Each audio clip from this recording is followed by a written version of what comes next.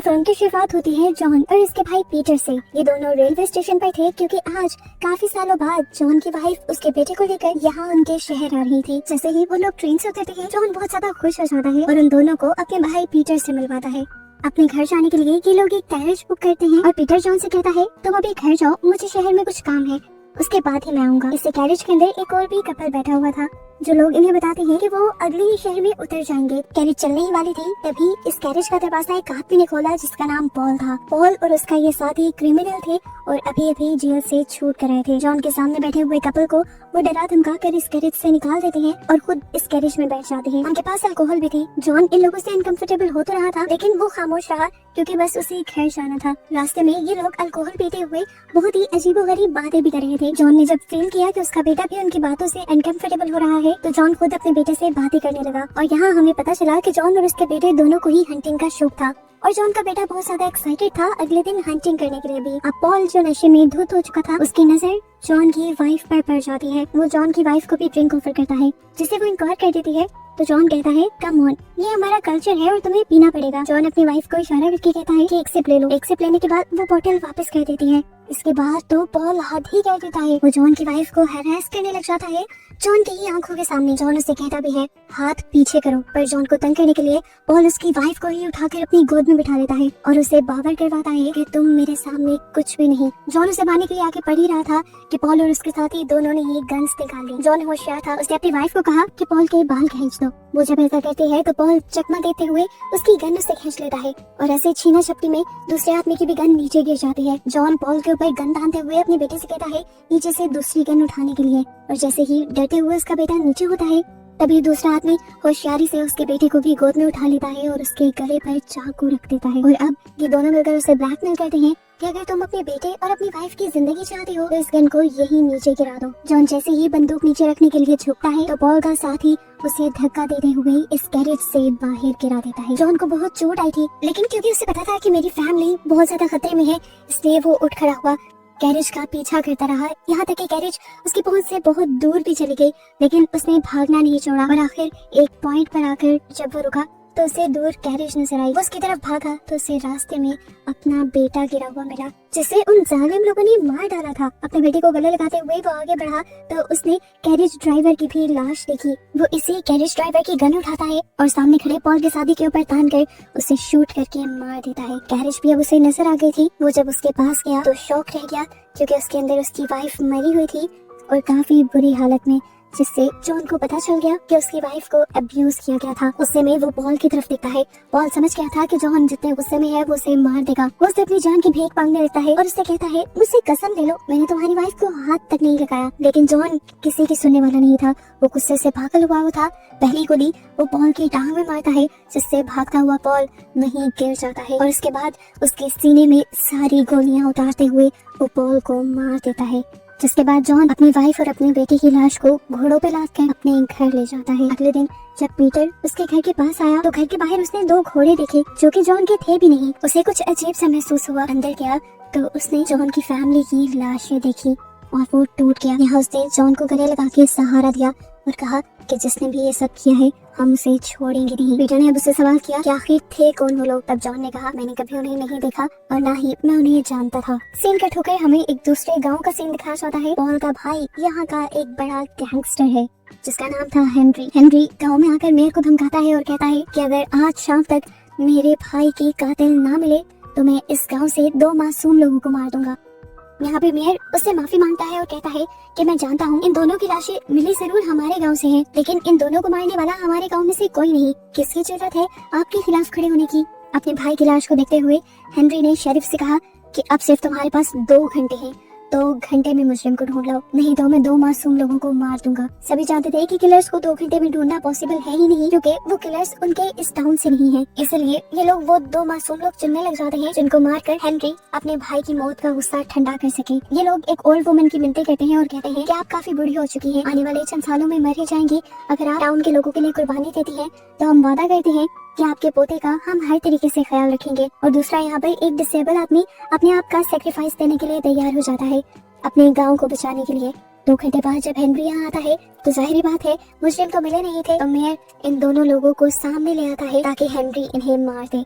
Henry गुस्से में था बेदर्दी से उसने इन दोनों लोगों को मार दिया और उसके बावजूद भी यहाँ खड़े हुए 2 मासूम और लोगों को गोली से मार दिया। ये देखकर सभी गांव वाले हक्का बक्का रह गए और तब हेनरी बोला कि पहले वाले 2 लोग काफी नहीं थे। अब क्योंकि हेनरी के भाइयों की लाशें इस टाउन से मिली थी तो इस गांव से पहले वो जो टैक्स दिया करता था $80 का, उसे बढ़ाकर वो $160 कर देता है, जो हर महीने यहाँ के लोग जमा करके उसे दिया करेंगे। फिर शाम में दिखाया जाता है कि पॉल का फ्यूनरल कर दिया गया था। हेनरी पॉल की विडो मैडलिन के पास आता है और उससे अफसोस करना शुरू कर देता है। वो उससे वादा करता है कि मैं तुम्हारे हस्बैंड का बदला लेके रहूंगा और उसके बाद हम दोनों मिलकर इस टाउन के ऊपर हुकूमत करेंगे।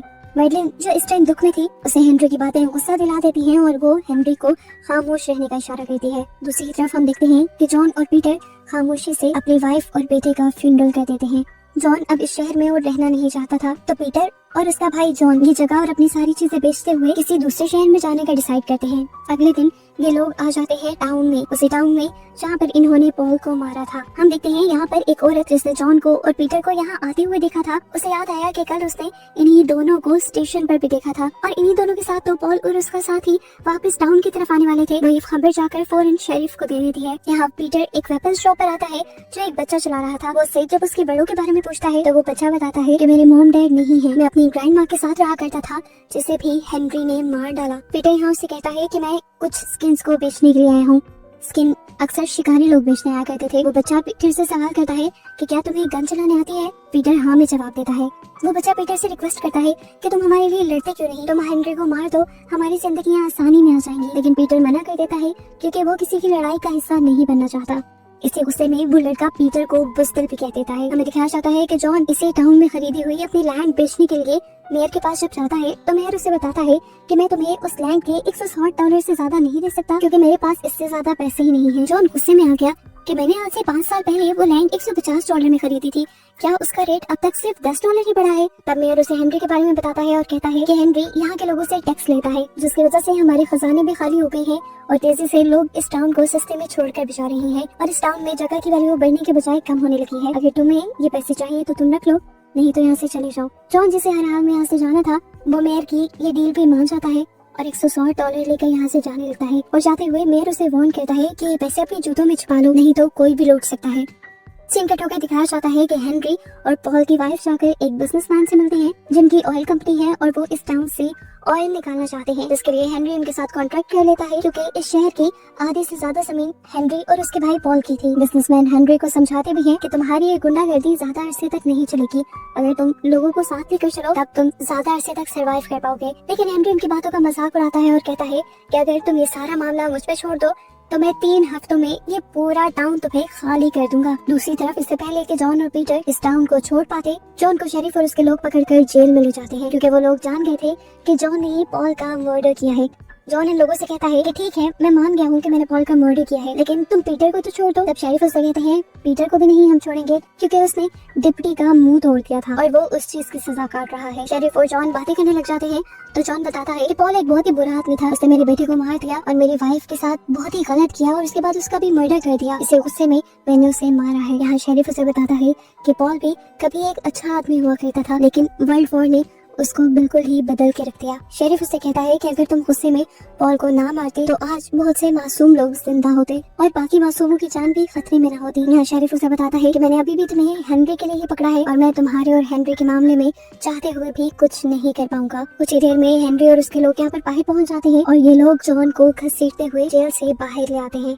हेनरी का आदमी से पूछता है अरे मैंने सुना है कि तुम एक सोल्जर हो, क्या करते हो, किसका साथ देते हो, जर्मन्स का? ये कहते हुए ही उसे जोर से पंच लगाता है और उसे अपने घोड़े पे डालते हुए यहाँ से ले जाता है। जॉन इस सब से पूरी तरह जख्मी हो गया था। ये लोग इसके बाद जॉन को हेनरी के बेस पर ले आए थे जहाँ जॉन को हाथ ऊपर करके एक बांस के साथ लटका दिया जाता है। गर्मी शदीद पड़ रही थी, जॉन की हालत खराब होने लगी थी कि तभी हेनरी और पॉल की वाइफ यहाँ पर आ गए। हेनरी ने उसे कहा इतनी जल्दी तो नहीं मरने दूंगा मैं तुम्हें, सुना है कि तुम एक सोल्जर हो, बड़ी ताकत है उसमें, इसीलिए मैं तुम्हें भी तड़पा कर मारूंगा। इसके बाद हेनरी पॉल की वाइफ को सामने लेकर आता है और कहता है ये है वो आदमी जिसने तुम्हारे हस्बैंड को मारा और मैं अब इससे तुम्हारा बदला लूंगा। जॉन बिना डरे बोला तुम्हारे हस्बैंड ने मेरी वाइफ के साथ बहुत बुरा किया था, उसके बाद उसका मर्डर भी कर दिया, यहाँ तक कि मेरे बेटे का भी मर्डर कर दिया जिस मासूम का कोई कसूर भी नहीं था। इन 2 लोगों को मारने के बाद भी जब उसका दिल नहीं भरा तो उसने दोनों कैरेज ड्राइवर्स को भी मार दिया। मैंने जो किया उसके साथ यही करना ठीक था। हेनरी ये सब बातें सुनकर गुस्सा हो जाता है और जॉन को हंटर मारते हुए चुप करवाता है और कहता है कि अपने भाई के बारे में मैं एक और लफ्ज नहीं सुनूंगा। हेनरी अपने लोगों से कहता है यही लड़का रहने दो इसे, ना इसे खाना मिलेगा ना ही कोई इसे पानी देगा, ये खुद ही तड़प तड़प के यहाँ पे मरेगा। वक्त गुजरता रहता है, जॉन की हालत बद से बदतर होती रहती है, यहाँ तक के चीलें भी उसका गोश्त खाने के लिए उसके सर पर मंडराने लगती है। घंटों बाद हम देखते हैं कि यहाँ पर मेयर आता है। जॉन को लगा कि उसकी मदद करने के लिए आया होगा, लेकिन यहाँ पर जॉन ने देखा कि मेयर तो खुद हेनरी के साथ मिला हुआ था। वो हेनरी से पूछता है क्या मैं जॉन के जूते ले सकता हूँ।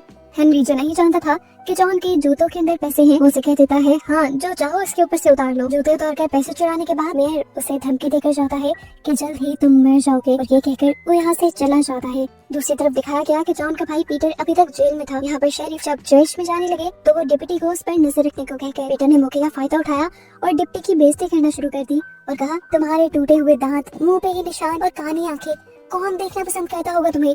ये सुनकर डिप्टी को गुस्सा आ जाता है और वो उसे मारने के लिए उसके करीब पड़ता है। जैसे ही वो उसके पास आता है पीटर उसे जेल के अंदर से ही ओवरपावर कर देता है और उसके पाँव को पकड़कर उसे नीचे गिराते हुए मार देता है और फिर उसकी पॉकेट से चाबी निकालते हुए अपने आप को छुड़वा लेता है। दूसरी तरफ हेनरी के घर पर हमें दिखाया गया कि अभी तक जॉन उसी हालत में लटका हुआ था, उस पर किसी ने भी रहम नहीं खाया हुआ था। वो तो इतना सफाक निकला कि अपने भाई के मरते ही अपने भाई की विडो के साथ सो भी गया, वो भी जबरदस्ती। और बेशर्मी से उसने मैडलिन से कहा कितने साल इंतजार किया मैंने इस दिन का। वो उसे कहता है एक मरतबा ये सारे मसले खत्म हो जाए मैं तुम्हें यहाँ की रानी बना दूंगा। मैडलिन इस टाइम कुछ नहीं बोलती, गम और गुस्सा उसके चेहरे पर साफ था। उसकी आंखों से जब आंसू निकलते हैं तो वो अपना चेहरा दूसरी तरफ कर देती है। खैर रात होती है और दिखाया जाता है कि अब बहुत ही तेज बारिश होने लगी थी और इसी बारिश में पीटर चुपके से जॉन को बचाने के लिए हेनरी के बेस के अंदर आ जाता है, जो अब बहुत ज्यादा कमजोर हो चुका था, बहुत ज्यादा जख्मी था और खड़ा भी नहीं हो पा रहा था। दो गार्ड्स इस टाइम जॉन का पहरा दे रहे थे। देखने को मिला कि एक गार्ड जैसे ही अंदर गया तो चुपके से पीटर उस गार्ड को मारने के लिए अंदर चला गया और उसकी गर्दन तोड़ते हुए उसने उसे जमीन पर गिरा दिया। दूसरी तरफ से दिखाया गया कि मैडलिन सब कुछ देख रही थी, लेकिन उसने किसी को इन्फॉर्म नहीं किया क्योंकि वो खुद चाहती थी कि हेनरी के चुंगल से सब लोग बच जाएं। उसके बाद पीटर बाहर गया, उसने जॉन की रस्सियां काटी और अपनी पीठ पर जॉन को बिठाते हुए उसे यहाँ से भगा ले गया। बाहर मेन गेट पर उसका सामना दो और लोगों से हो गया जिसे उसने गोलियां मारते हुए मार दिया। बंदूक की आवाज सुनकर हेनरी भी अलर्ट हो गया, लेकिन जब तक वो बाहर आया तब तक पीटर वहाँ से जॉन को लेकर भाग चुका था और हेनरी उन लोगों को मारने के लिए अपनी गोलियां हवा में ही जाया कर रहा था। इस चीज का जब उसे एहसास हुआ तो वो अपने घोड़े उसके पीछे दौड़ा देता है। हम देखते हैं कि जॉन इतना ज्यादा कमजोर हो चुका था कि वो घोड़ा खुद चलाना तो दूर घोड़े पर बैठ भी नहीं पा रहा था और वो घोड़े से गिर जाता है। पीटर ये भी जानता था कि उसके पीछे अब हेनरी के लोग पड़े हुए हैं जो इन्हें पकड़कर मार देंगे। वो जॉन को बचाना चाहता था, इसलिए वो जॉन को उठाकर पत्थरों के पीछे छुपा देता है और उसे एक गन भी देता है और कहता है कि तुम यहीं रुकना, मैं तुम्हें बचाने के लिए जरूर आऊंगा। जिसके बाद वो घोड़ा लेकर आगे भाग जाता है, जिससे हेनरी के लोगों को लगे कि वो आगे चला गया है और हेनरी के लोग उसके भाई की तरफ से डिस्ट्रैक्ट हो जाएं। हेनरी के लोग इस टाइम बहुत ज्यादा थे जो आखिर पीटर को पकड़कर उसे मार ही देते हैं। सुबह में जब जॉन को होश आता है तो वो पत्थर के पीछे से देखता है कि इन जालिमों ने उसके भाई को मार दिया था और उसकी लाश को वो बेदर्दी से रस्सियों से बांध कर घसीटते हुए ले जा रहे थे। जॉन का गुस्सा ये देखते हुए और भी ज्यादा बढ़ जाता है।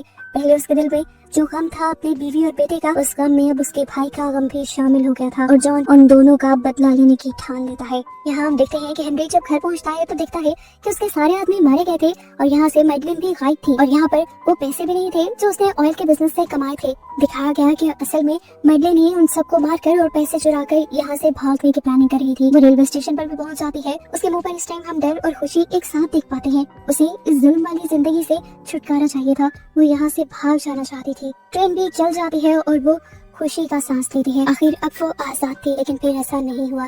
उसने देखा कि हेनरी के लोग घोड़ों पर उसका पीछा कर रहे थे और उन्होंने यहाँ तक कि ट्रेन भी रुकवा ली, जिसके अंदर से उन्होंने आखिर मैडलिन को निकाल लिया।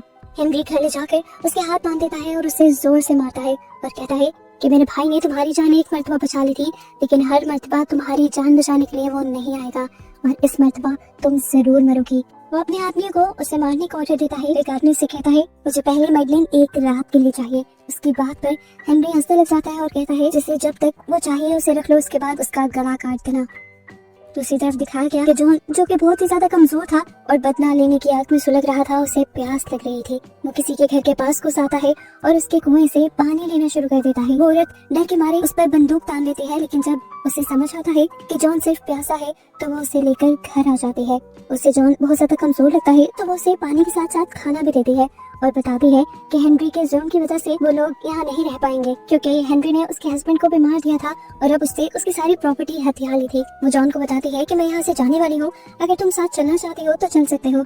पर जॉन कहता है नहीं, मुझे यहाँ से नहीं जाना, मुझे हेनरी से अपना बदला लेना है। खाना खाने के बाद और आराम करने के बाद जॉन को जैसे ही थोड़ी सी ताकत मिलती है तो वो सबसे पहले मेयर के घर आता है और उसे धमकाते हुए उससे पूछता है मेरे पैसे कहाँ हैं। वो सही भी पूछता है कि तुम इतने अच्छे से हेनरी से बातें क्यों कर रहे थे, पहले जब तुम मुझसे मिले तो तुम्हारी आवाज में डर था उसके लिए। उसकी धमकी को सुनते हुए मेयर उसे बता देता है कि मैं हेनरी के साथ मिला हुआ हूँ, सस्ते दाम में उसे शहर की जमीन खरीद कर देता हूँ ताकि हेनरी यहाँ की पूरी जमीन का मालिक बन जाए और जमीन के नीचे ऑयल के सारे खजाने उसके हो जाएं। वो ऑयल गवर्नमेंट को बेचकर पैसा कमाए और उसी की वजह से मैं भी माला माल हो जाऊँ। ये बातें सुनते हुए जॉन को इतना गुस्सा आता है कि वो मेयर को यहाँ पड़े हुए एक कॉफिन में बंद होने को कहता है, जो कॉफिन असल में हेनरी ने जॉन के लिए ही बनवाया था। जिसके बाद वो उस बच्चे की वेपन शॉप पर जाता है, जो बच्चा पहले पीटर से ही हेनरी के खिलाफ बदला लेने को और जंग करने को कह रहा था। वेपन लेकर पूरी तरह वो अब जंग के लिए तैयार था, जिस जंग में ये बच्चा भी उसका साथ देता है क्योंकि उसे भी अपनी ग्रैंड माँ के लिए और टाउन के सभी लोगों के लिए इंसाफ चाहिए था।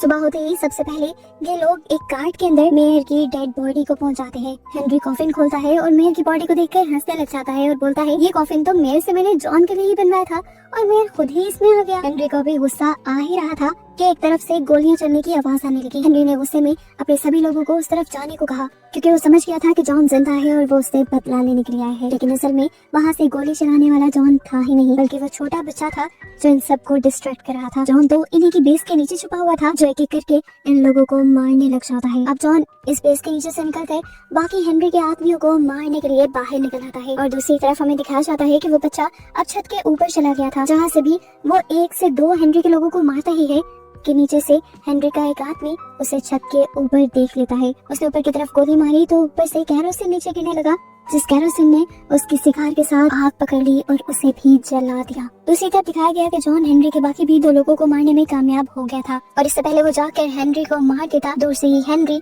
उसके बाजू के ऊपर शूट करके उसे गिरा देता है।